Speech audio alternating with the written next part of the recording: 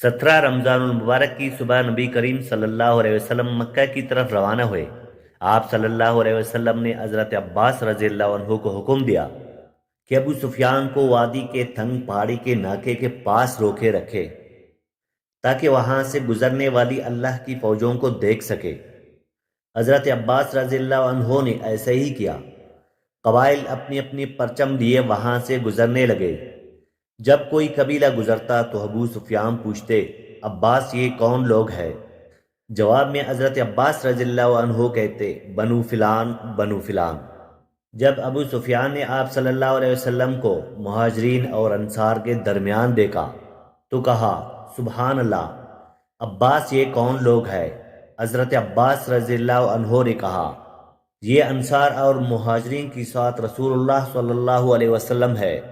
ابو سفیان بولے، بھلا ان سے مازارائی کی کسے طاقت ہے؟ تمہارے بھتیجے کی بادشاہت تو بہت زبردست ہو گئی ہے۔ اس پر حضرت عباس رضی اللہ عنہ نے کہا، یہ بادشاہت نہیں، نبوت ہے۔ اس کے بعد آپ صلی اللہ علیہ وسلم سورہ فتح کی تلاوت کرتے ہوئے مہاجرین اور انصار کے ساتھ مسجد حرام میں داخل ہوئے، حجر اسود کو بوسہ دیا، بیت اللہ کا طواف کیا۔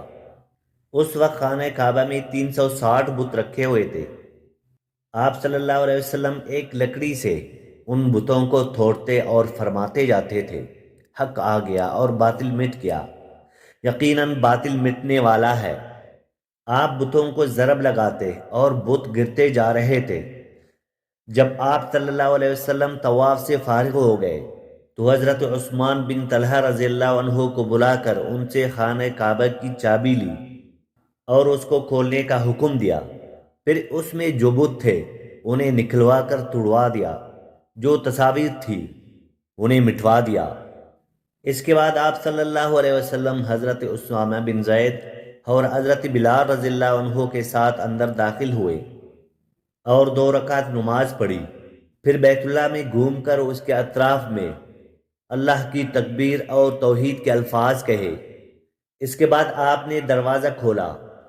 قریش مسجد حرام میں صفے لگاتے۔ آپ نے دروازے کے دونوں بازو پکڑ کر ایک جامع خطبہ دیا۔ آپ صلی اللہ علیہ وسلم نے فرمایا، قریش کے لوگوں، تمہارے کیا حال ہے؟ تمہارے ساتھ کیا سلوک کرنے والا ہوں؟ انہوں نے جواب دیا، آپ کریم بھائی ہے اور کریم بھائی کے صاحبزادے ہیں۔ آپ صلی اللہ علیہ وسلم نے ارشاد فرمایا، لا تثریب علیکم اليوم اذهبوا فانتم الطلقاء۔ آج کے دن تم پر کوئی سرزنش نہیں ہے، جاؤ اور تم سب آزاد ہو۔ پھر نیچے تشریف لائے اور مسجد حرام میں تشریف فرما ہوئے۔ چابی حضرت عثمان بن طلحہ رضی اللہ عنہ کو واپس دی اور فرمایا، اس کو ہمیشہ ہمیشہ کے لیے لے لو، تم لوگوں سے اسے وہی چھینے گا جو ظالم ہوگا۔ جب ظہر کی نماز کا وقت ہوا تو رسول اللہ صلی اللہ علیہ وسلم نے حضرت بلال رضی اللہ عنہ کو حکم دیا، بلال کعبہ کی چھت پر چڑھ کر آذان دو۔ چنانچہ انہوں نے کعبہ کی چھت پر چڑھ کر آذان دی۔ یہ گویا اسلام کے غلبے کا اعلان تھا، اور جس قدر یہ مشرکین کو ناگوارا تھا، مسلمانوں کے لیے اس قدر خوشگوار تھا۔ جب مکہ کی فتح مکمل ہو چکی تو انصار کو فکر لاحق ہوئی، کہیں رسول اللہ صلی اللہ علیہ وسلم یہیں ٹھہر نہ جائے، کیونکہ بہرحال یہ آپ صلی اللہ علیہ وسلم کے خاندان اور قبیلے کا شہر تھا۔ اس وقت رسول اللہ صلی اللہ علیہ وسلم صفا پر ہاتھ اٹھائے دعا فرما رہے تھے۔ دعا سے فارغ ہوئے تو فرمایا، اللہ کی پناہ، اب زندگی اور موت تمہارے ساتھ ہے۔ اس سے انصار مطمئن ہو گئے، ان کا خوف جاتا رہا اور وہ خوش ہو گئے۔ رسول اللہ صلی اللہ علیہ وسلم نے مکہ میں 19 روز قیام فرمایا اور آثار اسلام کی تجدید کی۔ مکہ کو آثار جاہلیت سے پاک کیا اور اعلان کیا گیا، جو شخص اللہ اور آخرت کے دن پر ایمان رکھتا ہے وہ اپنے گھر میں کوئی بت نہ چھوڑے بلکہ اسے توڑ دے۔ 25 رمضان المبارک میں رسول اللہ صلی اللہ علیہ وسلم نے 30 سواروں کے ساتھ حضرت خالد بن ولید رضی اللہ عنہ کو عزا اور اس کا بت خانہ ڈھانے کے لیے نخلا روانہ کیا۔ حضرت خالد بن ولید نے جا کر اس کو ڈھایا۔ یہ مشرکین کا سب سے بڑا بت تھا۔ پھر آپ نے حضرت عمرو بن عاص رضی اللہ عنہ کو سوا نامی بت ڈھانے کے لیے روانہ کیا۔ یہ عزیل کا سب سے بڑا بت تھا۔ حضرت عمرو بن عاص رضی اللہ عنہ نے جا کر اس کو ڈھایا۔ پھر آپ نے سعد بن زید اشعری رضی اللہ عنہ کو اسی رمضان میں 20 سوار دے کر منات کی طرف روانہ فرمایا۔ یہ کلب خزا، غسان اور اوس خزرج کا بت تھا۔ حضرت سعد نے جا کر اسے توڑ دیا اور بت خانے کو ڈھا دیا۔ فتح مکہ کے بعد بہت سارے قبائل نے اسلام قبول کر لیا، لیکن قبیلہ حوازن اور قبیلہ بنو ثقیف نے چند اور قبائل کو اپنے ساتھ ملا کر 4000 کا لشکر تیار کیا اور مسلمانوں سے لڑنے کا فیصلہ کیا۔ رسول اللہ صلی اللہ علیہ وسلم کو جب ان کے ارادوں کا پتہ چل گیا تو آپ نے ایک صحابی کو تحقیق کے لیے بھیجا۔ انہوں نے تصدیق کی، تب آپ نے مسلمانوں کو تیاری کا حکم فرمایا۔ چنانچہ 12000 کا لشکر تیار ہو گیا۔ بعض لوگوں نے لشکر کی کثرت کے پیش نظر کہا، آج ہم مغلوب نہیں ہوں گے۔ یہ بات رسول اللہ صلی اللہ علیہ وسلم پر گراں گزری۔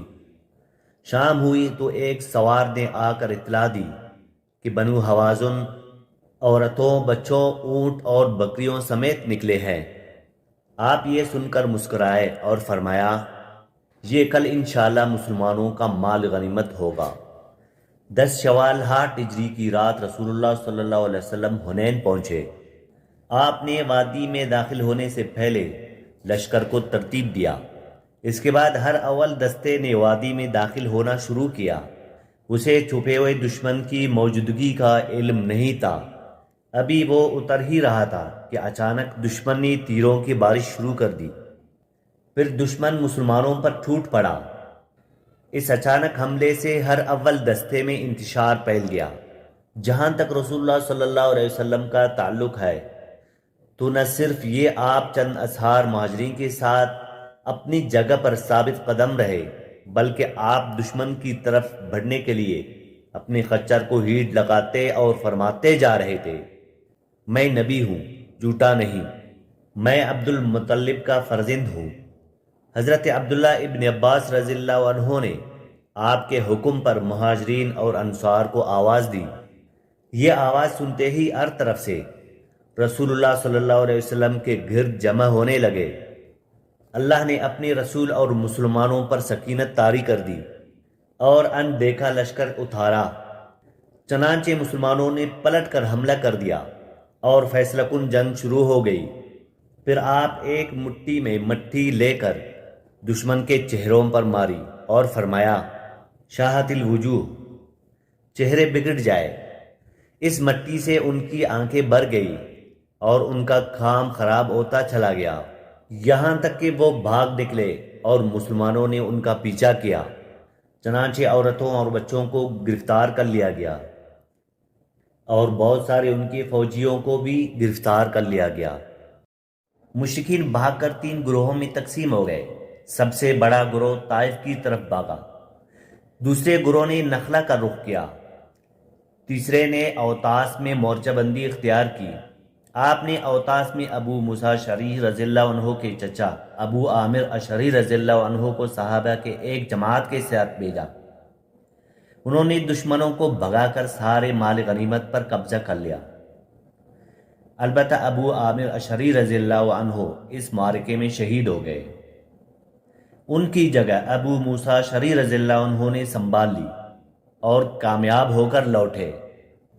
دوسری طرف مسلمانوں کی ایک جماعت نے نخلا کی طرف بھاگنے والوں کا تعاقب کیا۔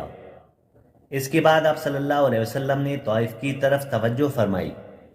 طائف مکہ سے 60 میل کے فاصلے پر ایک سرسبز شاداب وادی ہے۔ آپ نے طائف کا محاصرہ کر لیا۔ یہ محاصرہ تقریباً 20 دن تک جاری رہا، لیکن شہر فتح نہ ہو سکا۔ محاصرہ چھوڑ کر آپ جیر ریانہ کے مقام پر تشریف لے آئے۔ وہ مال غنیمت ذخیرہ کیا گیا تھا۔ آپ یہاں پر کوئی 10 دن سے زیادہ ٹھہرے رہے۔ مال غنیمت تقسیم نہیں فرمایا۔ آپ کو انتظار تھا، حوازن توبہ کر کے آ جائے اور اپنا مال قیدی واپس لے کر جائے۔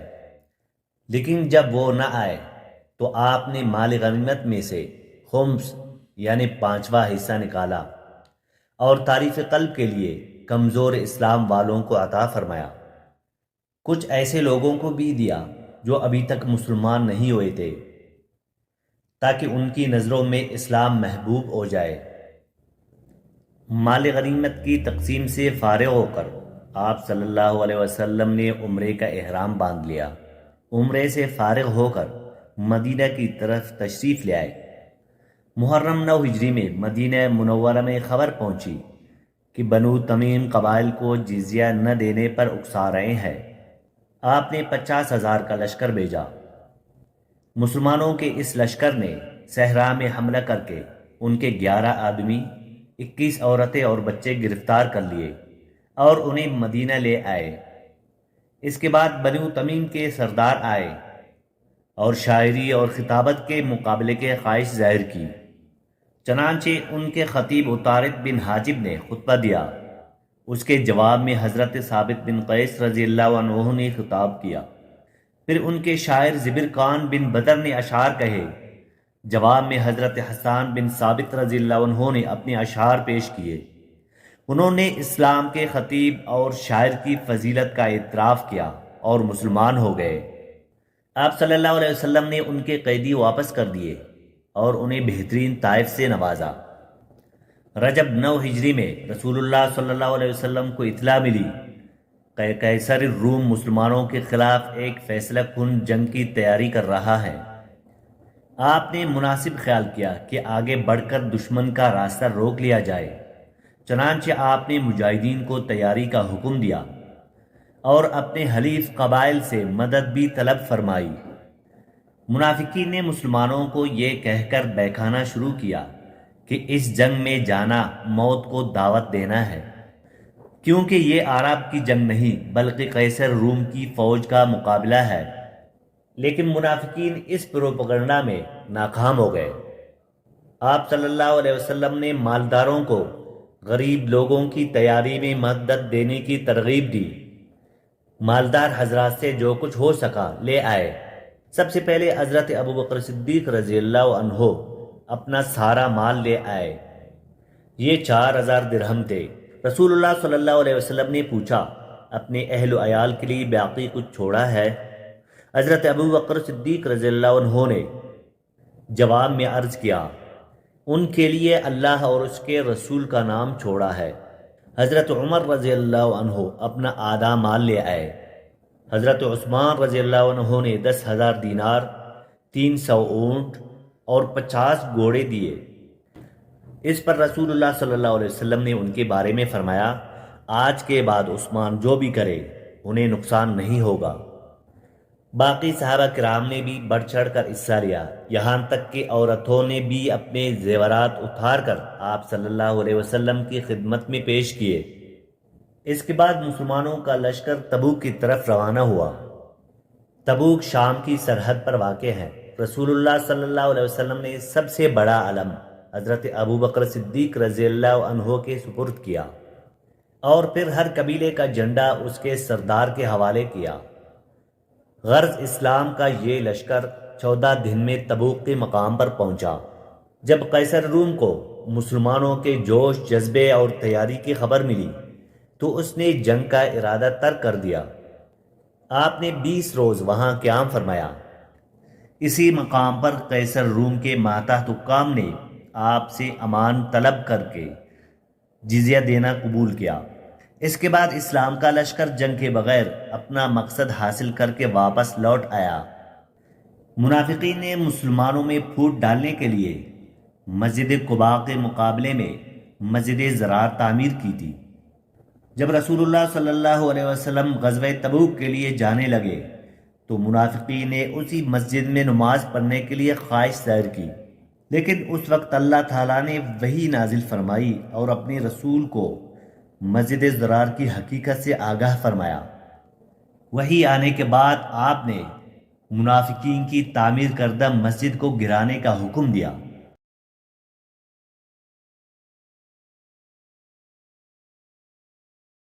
آپ صلی اللہ علیہ وسلم جب تبوک سے مدینہ آئے اس وقت وفود کی آمد کا سلسلہ شروع ہوا۔ یہ سلسلہ اگلے برس 10 ہجری تک جاری رہا۔ عرب کے قبائلوں اور خاندانوں نے اپنے اپنے نمائندے بھیجے اور بعض رؤسا غلام، یتیم، غربا اور خواتین بذات خود مدینہ منورہ آئے تاکہ اسلام اور پیغمبر اسلام کے بارے میں پتہ لگائے اور خود اپنی آنکھوں سے سب کچھ دیکھیں۔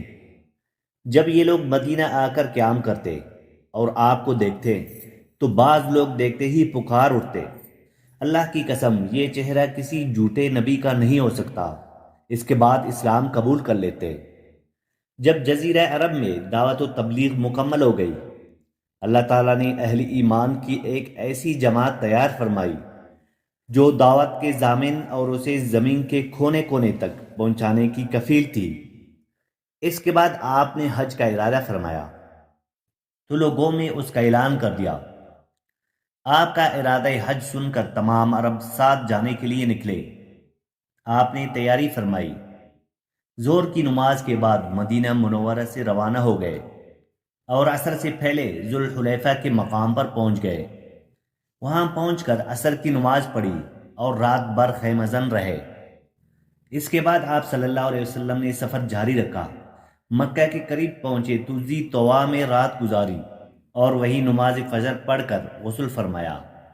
پھر مسجد حرام میں داخل ہوئے، وہاں حجر اسود کو بوسہ دیا، بیت اللہ کا 7 مرتبہ طواف کیا۔ طواف کے بعد مقام ابراہیم پر نماز پڑھی، دوبارہ حجر اسود کو بوسہ دیا، پھر کوہ صفا پر تشریف لے آئے، صفا اور مروہ کے درمیان سعی کی۔ اس کے بعد اعلان فرمایا، جس شخص کے ساتھ قربانی کا جانور نہ ہو وہ احرام کھول دے۔ 8 ذوالحج ترویہ کے دن آپ مکہ سے منا تشریف لے گئے اور وہاں 9 ذوالحج تک قیام فرمایا۔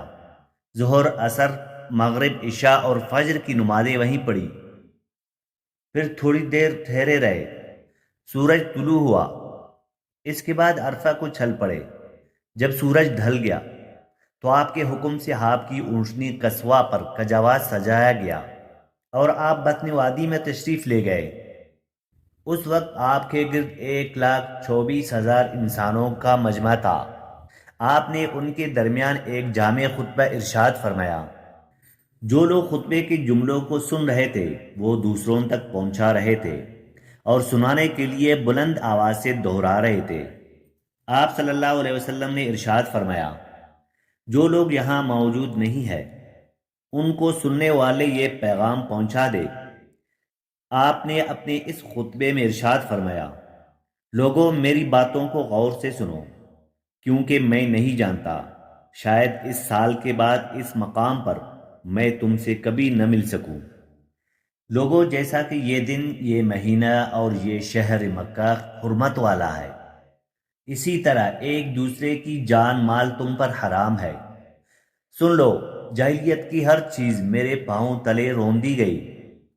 جاہلیت کے خون بھی ختم کر دیے گئے اور ہمارے خون میں سے پہلا خون ربیعہ بن حارث کے بیٹے کا خون ہے، میں اس کو ختم کر رہا ہوں۔ یہ بچہ بنو سعد میں دودھ پی رہا تھا کہ انہی ایام میں قبیلہ بنو عزیل نے اس کو قتل کر دیا اور جاہلیت کا سود ختم کر دیا گیا، اور ہمارے سود میں سے پہلا سود عباس بن عبد المطلب کا ہے، میں اس کو ختم کر رہا ہوں۔ اب یہ سارے کا سارا سود ختم ہے۔ اے لوگوں، عورتوں کا تم پر حق ہے جیسا کہ تمہارا ان پر حق ہے۔ عورتوں کے ساتھ اچھا سلوک کرو، تمہیں بہت جلد اللہ کے سامنے حاضر ہونا ہے اور وہ تم سے تمہارے اعمال کے بارے میں سوال فرمائے گا۔ خبردار میرے بعد گمراہ نہ ہو جانا۔ لوگوں، نہ تو میرے بعد پیغمبر ہے اور نہ کوئی امتی پیدا ہونے والی ہے۔ خوب سن لو، اپنے پروردگار کی عبادت کرنا، 5 وقت کی نماز ادا کرنا، رمضان کے روزے رکھنا، اپنے مال کی زکوٰۃ دینا، تمام مسلمان محکوم ہو یا آزاد یکساں حقوق رکھتے ہیں۔ تم اپنے غلاموں کو وہ کھلاؤ جو تم خود کھاتے ہو اور انہیں وہ لباس پہناؤ جو تم خود پہنتے ہو، ان پر نہ کوئی ظلم کرو نہ ان کا حق چھینو، امانتیں ان کے مالکوں کے سپرد کرنا چاہیے، دوسروں پر ظلم نہ کرو تاکہ تم پر ظلم نہ کیا جائے۔ سود حرام ہے۔ شیطان اس سرزمین میں اپنی پرستش سے مایوس ہو گیا اور اس کے بعد فرمایا، میں تم میں ایک ایسی چیز چھوڑے جا رہا ہوں، اگر تم نے اسے مضبوطی سے پکڑ کے رکھا اس کے بعد ہرگز گمراہ نہیں ہوگے، اور وہ ہے اللہ کی کتاب۔ لوگو، اپنے رب کے گھر کی حج کرنا اور اپنے حکمرانوں کی اطاعت کرنا، ایسا کرو گے تو اپنے رب کی جنت میں داخل ہوگے۔ تم میں سے میرے متعلق پوچھا جانے والا ہے تو تم لوگ کیا کہو گے؟ صحابہ کرام رضوان اللہ علیہم اجمعین نے جواب دیا، ہم گواہی دیتے ہیں آپ صلی اللہ علیہ وسلم نے تبلیغ کر دی، پیغام پہنچا دیا اور خیر خواہی کا حق ادا کر دیا۔ یہ سن کر آپ صلی اللہ علیہ وسلم نے شہادت کی انگلی کو آسمان کی طرف اٹھایا اور لوگوں کی طرف جھکاتے ہوئے 3 بار فرمایا، اے اللہ گواہ رہنا۔ آپ کے ارشادات کو ربیعہ بن امیہ بن خلف اپنی بلند آواز سے لوگوں کو پہنچاتے رہے۔ جب آپ خطبہ سے فارغ ہو چکے تو اللہ عز و جل نے میدان عرفات میں تکمیل دین کی آیت نازل کی۔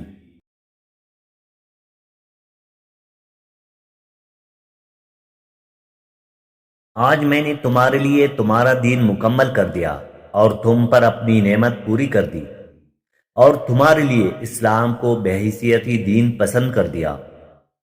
حضرت عمر رضی اللہ عنہ نے یہ آیت سنی تو رونے لگے۔ ان سے پوچھا گیا، آپ کیوں رو رہے ہیں؟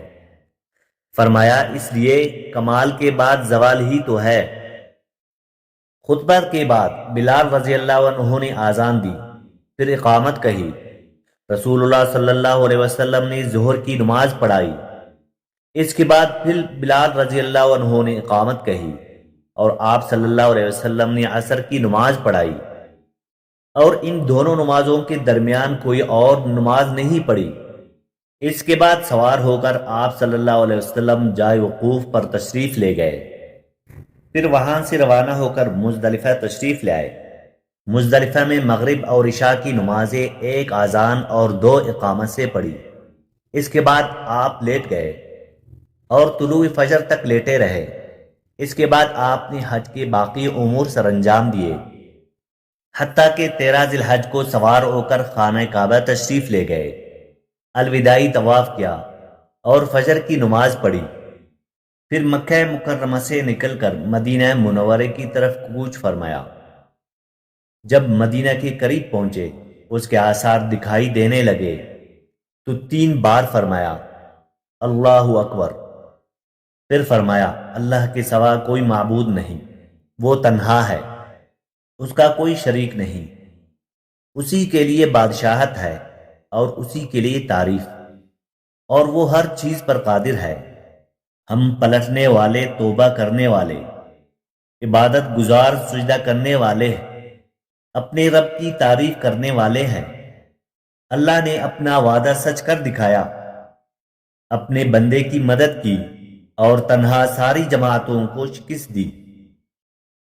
رومیوں کو اسلام کی ترقی قطعاً گوارا نہیں تھی۔ ان کے ہاں رہنے والا کوئی شخص جب مسلمان ہو جاتا تو اس کی زندگی خطرے میں پڑ جاتی۔ ان کی اس جرت اور بے جا غرور کو ختم کرنے کے لیے رسول اللہ صلی اللہ علیہ وسلم نے سفر 11 ہجری میں ایک بڑے لشکر کی تیاری شروع فرمائی۔ اس سلسلے میں آپ صلی اللہ علیہ وسلم نے 700 فوجیوں کا ایک لشکر تیار فرمایا اور حضرت اسامہ بن زید رضی اللہ عنہ کو لشکر کا سالار مقرر فرمایا۔ 28 سفر کو بیماری کی حالت میں آپ صلی اللہ علیہ وسلم نے حضرت اسامہ رضی اللہ عنہ کا جھنڈا اپنے دست مبارک سے درست فرمایا۔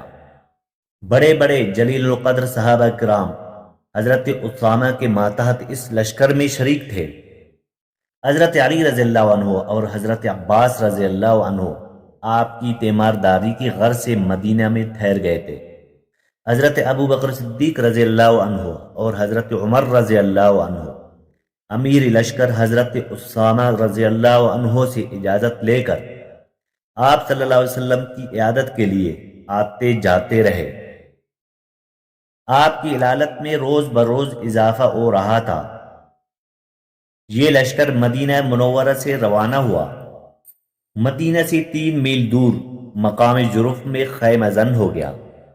اس وقت رسول اللہ صلی اللہ علیہ وسلم کی بیماری کی تشویشناک خبریں موصول ہو رہی تھی، چنانچہ اسامہ بن زید رضی اللہ عنہ اپنے لشکر کے ساتھ وہیں رکے رہے۔ یہ لشکر حضرت ابو بکر صدیق رضی اللہ عنہ کی خلافت میں روانہ ہوا۔ یہ عہد صدیقی کی پہلی فوجی مہم قرار پائی۔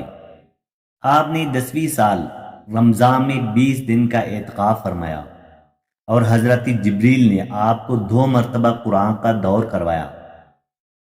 آپ نے اپنی صاحبزادی فاطمہ رضی اللہ عنہا سے فرمایا، میں سمجھتا ہوں میرا آخری وقت آ چکا ہے۔ حضرت معاذ بن جبل رضی اللہ عنہ کو یمن کی طرف روانہ فرمایا تو انہیں وصیت فرمائی، اے معاذ، غالباً اس سال کے بعد تم مجھ سے ملاقات نہ کر سکو گے اور میری اس مسجد اور میری قبر کے پاس سے گزرو گے۔ یہ سن کر حضرت معاذ بن جبل رونے لگے۔ آپ نے حجۃ الوداع کے موقع پر کئی بار فرمایا، غالباً میں تم سے اس سال کے بعد نہ مل سکوں گا۔ اسی طرح الیوم اکملت لکم دینکم اور سورہ نصر کا نزول اسی بابت کا پیغام تھا کہ آپ دنیا میں اپنی مہم سے فارغ ہو چکے ہیں، اور اسی وجہ سے اس حج کا نام حجۃ الوداع رکھا گیا، کیونکہ آپ نے اپنے رب سبحانہ و تعالیٰ کی طرف منتقل ہونے کے لیے لوگوں کو الوداع کہا۔ اوائل سفر 11 ہجری میں آپ احد تشریف لے گئے اور شہداء کے لیے اس طرح دعا کی، گویا زندوں اور مردوں سے رخصت ہو رہے ہیں۔ پھر واپس آ کر منبر پر تشریف فرما ہوئے اور فرمایا، میں تمہارا پیش روا ہوں اور تم پر گواہ ہوں، اللہ کی قسم اس وقت اپنا حوض دیکھ رہا ہوں، مجھے زمین یا زمین کے خزانوں کی کنجیاں دی گئی، اللہ کی قسم مجھے تم پر یہ خوف نہیں تم میرے بعد شرک کرو گے، بلکہ اس کا اندیشہ ہے دنیا میں ایک دوسرے سے آگے نکلنے کی دوڑ میں لگ جاؤ گے۔ ماہ سفر کے آخر میں آپ رات کے وقت بقی تشریف لے گئے، اہل بقی کے لیے دعائے مغفرت کی اور فرمایا، ہم بھی تم سے ملنے والے ہیں۔ ماہ سفر کے آخری پیر کو رسول اللہ صلی اللہ علیہ وسلم ایک جنازے میں بقی تشریف لے گئے۔ حضرت عائشہ رضی اللہ عنہا فرماتی ہے، آپ بقی سے واپس تشریف لائے تو میں اپنے سر میں درد محسوس کر رہی تھی اور یہ کہہ رہی تھی، اے میرا سر۔ یہ سن کر آپ صلی اللہ علیہ وسلم نے فرمایا، بلکہ میں واللہ اے عائشہ، اے میرا سر۔ یہ آپ صلی اللہ علیہ وسلم کی بیماری کی ابتدا تھی، اس کے باوجود آپ صلی اللہ علیہ وسلم باری باری سب بیویوں کے پاس دن گزارتے رہے، یہاں تک مرض میں شدت آ گئی۔ اس وقت آپ صلی اللہ علیہ وسلم حضرت میمونہ رضی اللہ عنہا کے گھر میں تھے۔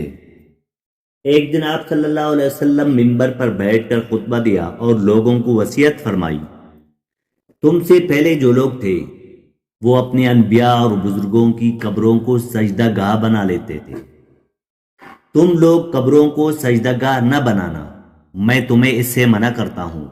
اور فرمایا، یہود و نصارہ پر اللہ تعالیٰ کی لعنت، انہوں نے اپنے انبیاء کی قبروں کو سجدہ گاہ بنایا۔ آپ نے مزید فرمایا، تم لوگ میری قبر کو بت نہ بنانا کہ اس کی پوجا کی جائے۔